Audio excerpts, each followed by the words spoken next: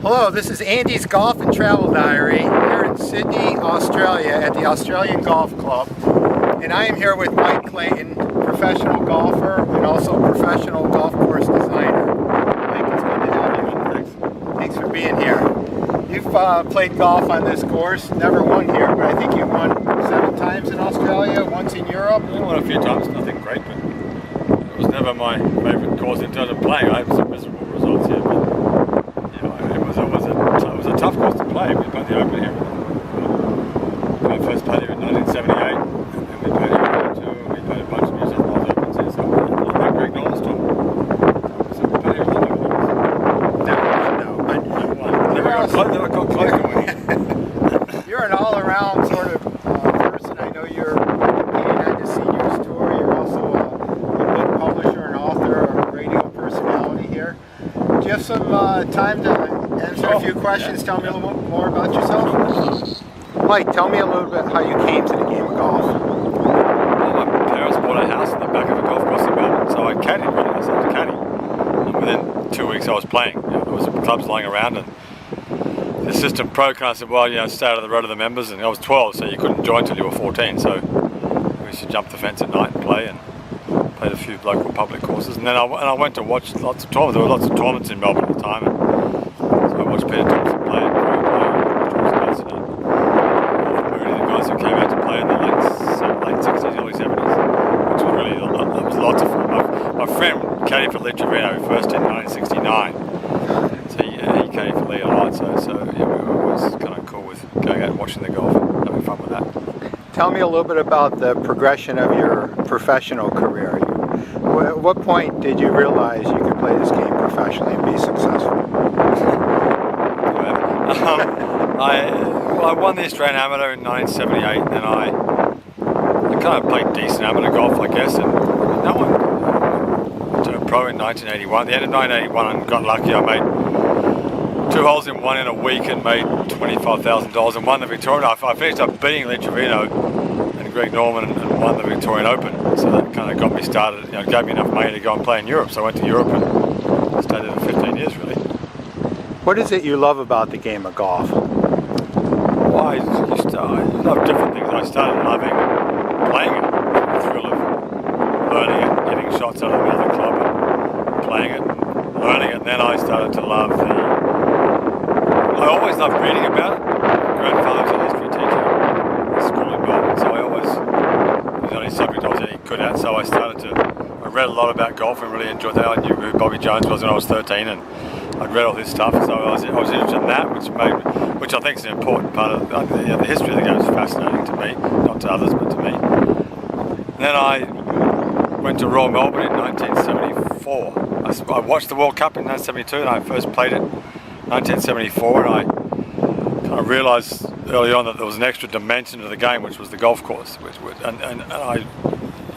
wasn't hard I didn't think to figure out that there were massive levels of golf course design, from the terrible to the rudimentary to the basic to the average to the good to the very good to the excellent to the 10 best courses in the world, and I've been lucky to see them all the way through, really, from the best to the worst. So the element of the golf course was, to me, a really fascinating, in fact the most fascinating part of the game, I think. The architecture is really interesting.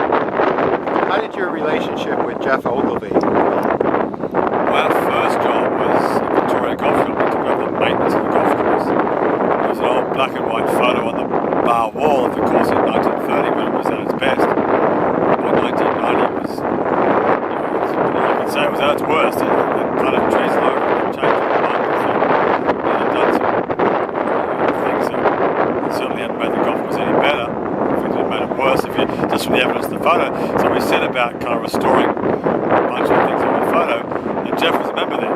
He was 17 years old. And at the end of that year, he led the Victorian Open after 3 days. I finished up choking and 3 playing the last of those. He shot 77.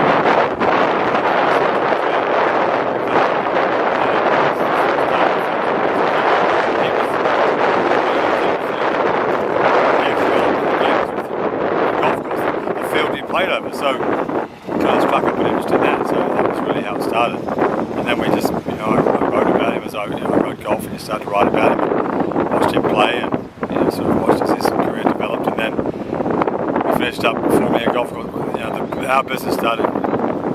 The business we first started in 1995. It's now morphed into Jeff with Mark Cockney and Ashley Beatty. Mike won the Victorian Amateur, I think, the year after Jeff won it. So they were both three of us have won the Victorian Amateur. So Ashley Beatty is the one lone guy out who has won the Victorian Amateur out of the four of us. It's kind of interesting. Well, it's always good to have one slacker, right? Yeah. Well, he does all the work.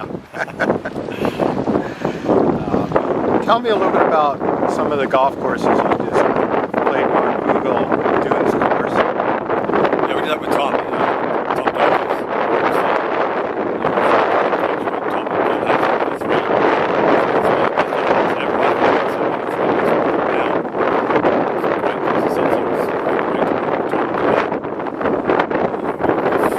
One new course in Melbourne with mostly the work here is restoration work. So we've rebuilt the lakes that are up.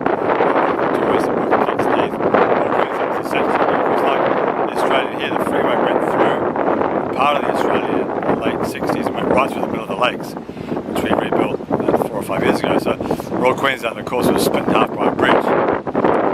So we basically built them a new course in 2006, 2007, which was the course I guess made famous by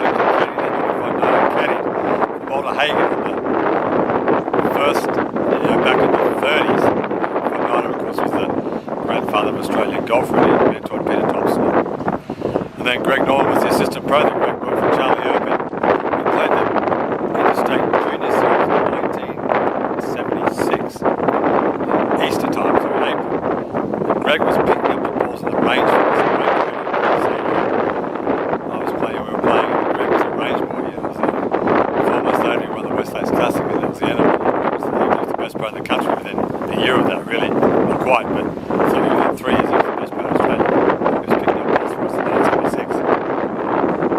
What do you do with your time now? How are you balancing professional golf, design, writing? There's no senior tour to speak of here. We played the senior PGA in Richmond, sort of 40 miles west of here a couple of weeks ago, a month ago.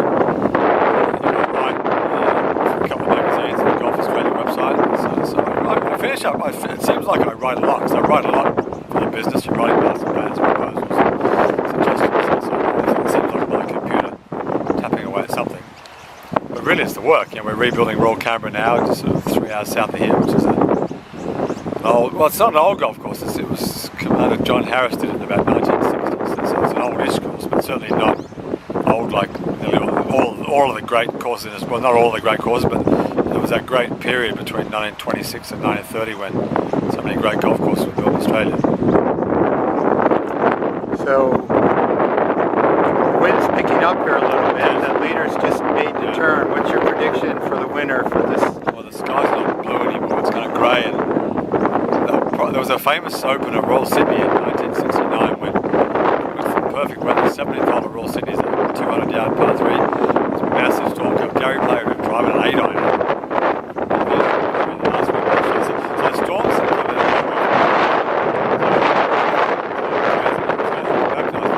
So speed is 9 under.